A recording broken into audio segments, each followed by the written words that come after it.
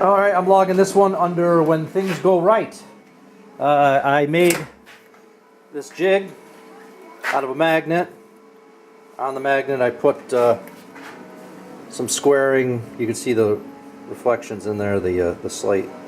I put some crosshairs basically on it, and drilled and tapped a piece of 1-inch stock and made a whole thing. Well, this plasma cutter goes in there, so I got this awesome adjustable cutter that I cut this out with.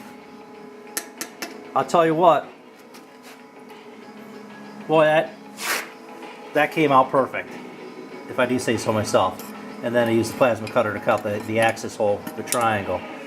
Now, then a funny thing happened when I got the crank pin it's cooling. Well, it's cool now, but this is the crank pin assembly. This part is this actually is just a spacer, and there's a small little piece here that's welded on. But on the back side is the chunk O lead. Well, when you make the mold for this thing, don't make it out of wood. That lead was, used the forge to fire it up, so I'm sure the lead was about 1,000 degrees. When it hit the wood mold that I made, yeah, it didn't work out.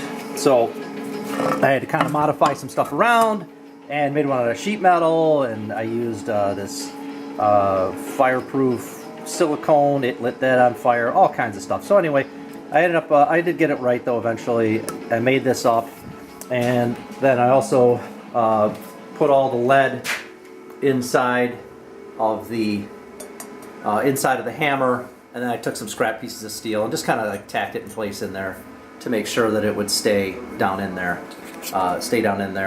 wouldn't move around. So that thing weighs just a boatload. So there's like 40 pounds, 42 pounds of whatever of lead in this, and plus whatever it weighed before. So I'm sure it's at the 50 pounds roughly.